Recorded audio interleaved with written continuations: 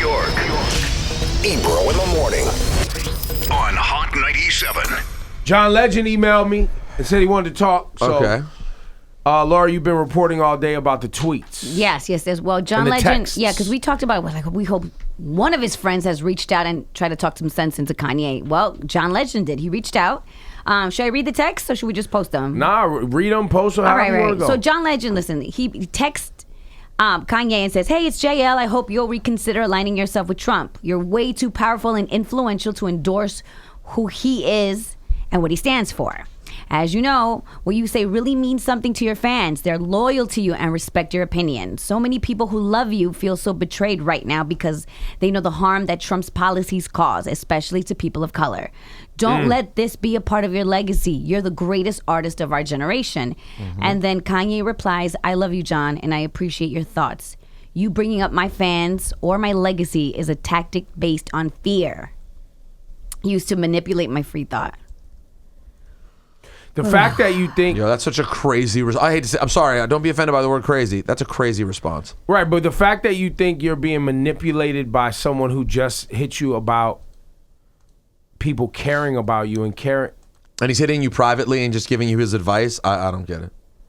Yeah, that's not... That's a bizarre response. Right. So then Kanye goes and posts this Super on Twitter. bizarre. Of course he posted. Well, not of course he posted. He just started posting these conversations when he posted my sarcastic text to him. So that's become his new mode of showing people, A, that dialogue is happening, and B, I think Kanye posted these to show that there are people who he cares about and that who care about him that he disagrees with. And I think in all of this, Kanye is trying to get people to the point of being able to agree to disagree but still find common ground, which is why we have the voting process that we have, is because you go in and you vote for local and state and federal leadership and politics, and we try to figure out a way to make it all work. Right. But John wanted to call, and I got him on the phone. Ladies and gentlemen, on the line right now, John Legend, who had a public, had his conversation on text go public, courtesy of our mutual friend and his co-worker and lifelong friend, Kanye West. John. Yes, sir. Did you know that your text was going to go public? I did not. I didn't either when he put mine up. So I know. But what was your first reaction to it? I was shocked when it happened, but then I was like, well, I'm proud of what I said. Yeah, so, facts. It can't be that bad. At least I didn't say anything that I didn't want other people to know that I thought. That's right. And so I felt like I'm not mad that people saw it because at least they know where I'm coming from. And so I didn't actually mind it after I thought about it for a second, but I was shocked when it first happened. So here's my question for you, John. How do you feel about what Kanye is saying on social media and how it's playing out? Because you've been very vocal and you are very anti-Trump. Yeah, and I think, I am anti-Trump, but I like to think about it in a few ways, not just about the person that I'm talking about, and how much I detest him as a person. But I like to put it back to, well, what is he actually doing in office and how does it affect people? Mm-hmm. And that's why when I tweeted last night about how racism isn't just some abstract thing you talk about, but it has actual effects on human beings. And when they're deporting people, when they're banning certain countries from coming to our country, when they're calling certain countries shitholes and making immigration policy that's based on that kind of bigotry, when they're sending ICE to people's homes and destroying their families, and when they're talking about law and order and the war on drugs and escalating that again, all these racist thoughts aren't just thoughts when they're implemented as policy. And so I'm not merely attacking Trump as a person whose personality and whose values I detest, which I do, but I'm talking about, well, this person not only has these terrible values, but he implements those values in policy, and that policy affects human beings that I care about. Well, so you know what? It's not, and I think Kanye, when he talks about Trump, I feel like he's thinking about him more as like a marketing triumph. Like, I think he sees certain aspects of himself in Trump, and he sees like how brash he is and how he don't give a fuck, and how nobody believed he was going to win, and how he, with a simple message like "Make America Great Again," defied all the odds and beat the establishment. And I think that's appealing to Kanye, and I understand why that's appealing to him. I understand what's appealing about it, but politics isn't just branding and marketing. That's facts. It's actual policy that affects people. There you go. And see, that was, when I called him, I was like, bro, you don't know what you're playing with, man. You're playing with something for yourself in a selfish way that is life and death for many people. Yeah. And you're playing with something and people who have, you're talking about love, but these people aren't aligning themselves with other people who are about love. It's not about that. And you know what? Trump hired Jeff Sessions. This dude he's trying to bring us back to the fucking pre-civil rights era. He hires Scott Pruitt, who wants to let these oil companies destroy the environment. Yes. He hires these folks at Homeland Security and at ICE that are raiding people's homes and surprising them and destroying their families. And this is truly life or death for people. And it's the quality of life. Not only that, just think about healthcare. They try to sabotage Obamacare, and they want to make healthcare more expensive and less accessible for people. And all of these things, they're not a game. They're like people's real life. And if you're operating from love and you're operating from empathy and you're looking at what this man is actually doing and trying to do. And his regime. Not even just him, his regime. I don't see how you align yourself with that and say you're operating from love. Well, you and I are saying the same things. You're saying it better than I am. And I'd also and freedom of thought.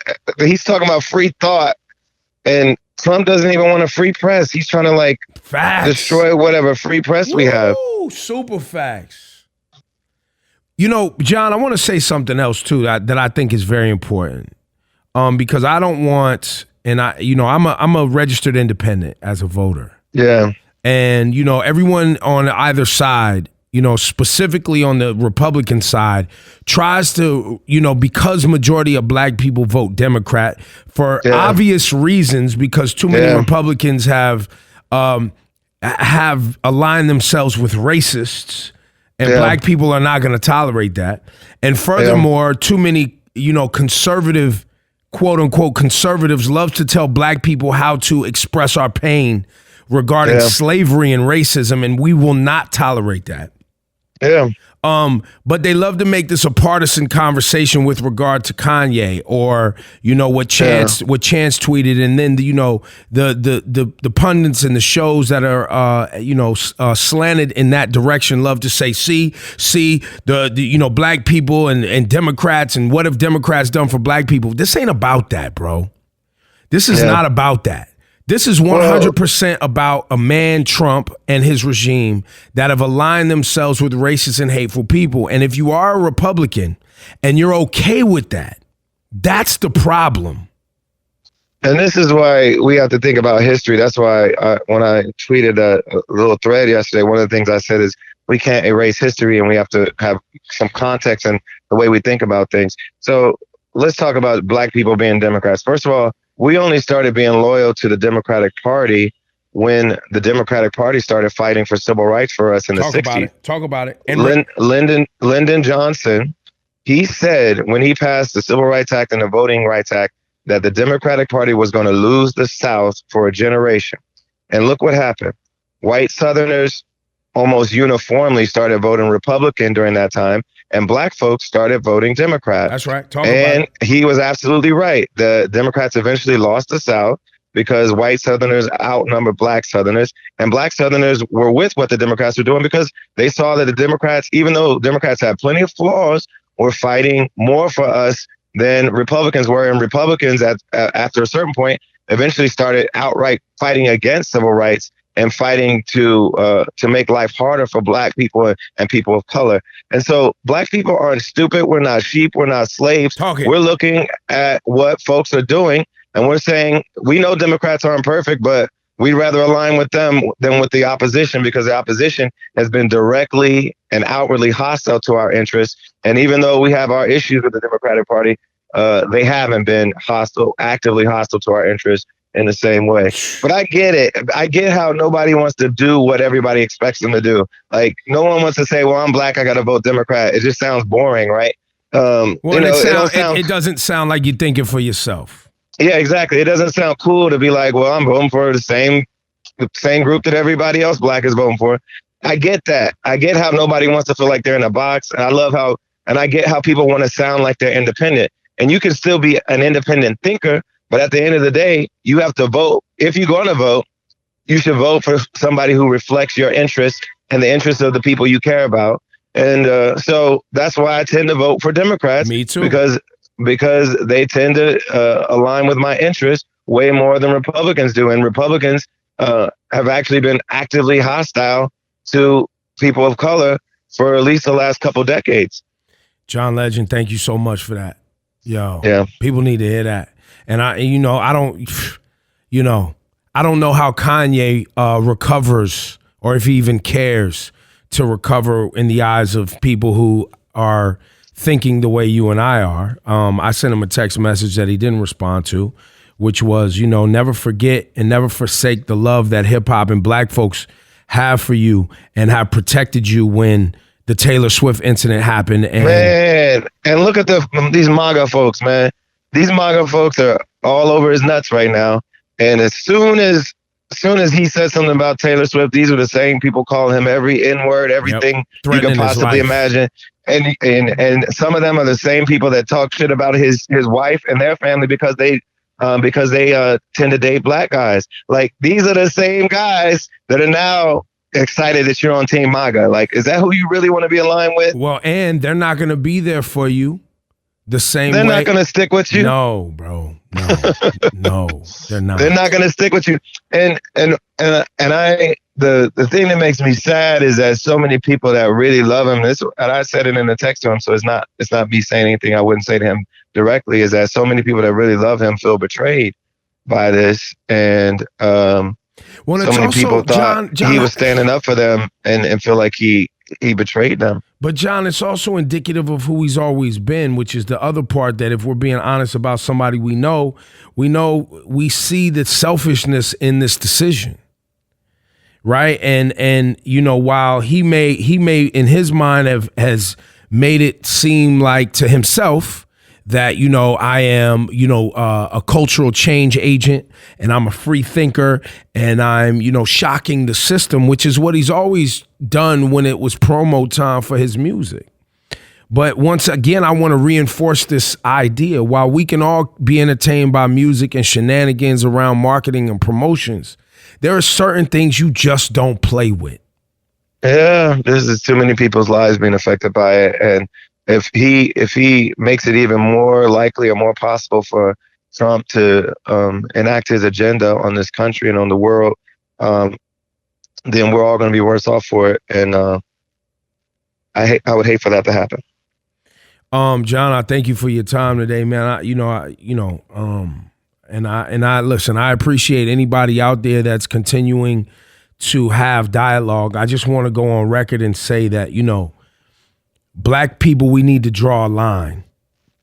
And there's certain things that we tolerate, and just like any other cultural group in the world and specifically in America, there's certain things that we can't tolerate.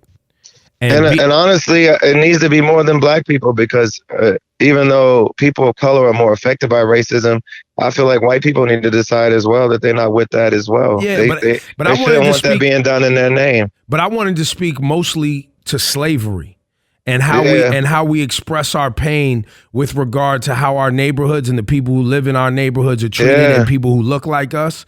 And also and how we're told by society we're allowed to be angry with regard to history. Because people always want to tell us, to let things go and how we're supposed to feel, but they don't do that to other groups. You know, my mother's Jewish. You know what I'm saying? Yeah. And annually Passover comes around and Jews get together and talk about slavery and remember, right, what happened to them so that it will never happen again, and reparations. And for but you know what? America's cool with that because that slavery didn't happen on this soil. Exactly. America doesn't want to account for it. Exactly. But when it comes to our shit, everybody wants to tell us how we supposed to feel, when we supposed to feel, when we're allowed to gather and discuss. We got to stop tolerating that. We got to draw a line, fam. Man, you got to go see this memorial that I just went to in Montgomery. I heard about it. Brother named Brian Stevenson. He put it together, and it's all about remembering the lynchings, remembering slavery, remembering all these things and how they connect to the current era of mass incarceration, and just that history and the connection between slavery and what's going on now. He spells it out really beautifully down there. I sang at the opening ceremony for that last night, and it's a really beautiful, powerful place. And we need to remember those things. And like you said, the Jewish people, they've done a good job of making sure people don't forget this. And I think the German people as well have, even knowing that they were the culprits, you know, have said, we don't want to do this again. And we need to remind ourselves of that. Yes. Through telling the story, not hiding from it, building memorials that remind us of it, and saying, we're not going to do this again. And the Jewish folks are saying, we're never going to let this happen again. And that's the right kind of response. And I believe we have the right to have the same response to what happened to us in America. John, before I let you go, you're an accomplished musician. As everyone knows, your wife is accomplished. You guys are a beautiful family. And Thank you, brother. And you guys have these conversations on a regular basis, and you participate in events that commemorate and celebrate Black people, our history, and all people specifically. But I get offended by the idea that Black people can't, multitask. And while we express our pain, also focus on progress simultaneously. Absolutely. And we like to have fun. We're not all just moping around about slavery all the time. We're at the forefront of the culture, making music, making fashion, making all these things that make America's culture so cool. Black people are responsible for so much of it. So it's not like we're wallowing in despair all the time. Victim mentality and all that bullshit propaganda. BS, we are like the most creative people in America as far as like per capita. Like we contribute so much to American culture and global culture. So it's not like we're moping around. We're out here creating and making America more fun and more exciting and more culturally interesting. And so we're going to keep doing that. We're going to keep making music. We're going to keep making art. We're going to keep making movies and television. Yeah, yes. all of fashion. Yes. Man, I love you, brother. Thank you for your time love you today. Too. Yo, Kanye, if you hear this conversation, you're going to take credit for it. So we already know, you're going to take credit for it. But when you take credit for it, hopefully you understand that you're out of touch with a lot of the conversations that are going on out here, bro. And we, all of us wish before you jump to conclusions about what is and what is not happening with Black people and the mentality of Black folks, that maybe you come down out of that palace in Calabasas and work with us all. Because we know you've been gone for a little while. Come back around, fam. Come back around. John, thank you for your time. Thanks, Ebro. All right, man. Peace. Peace.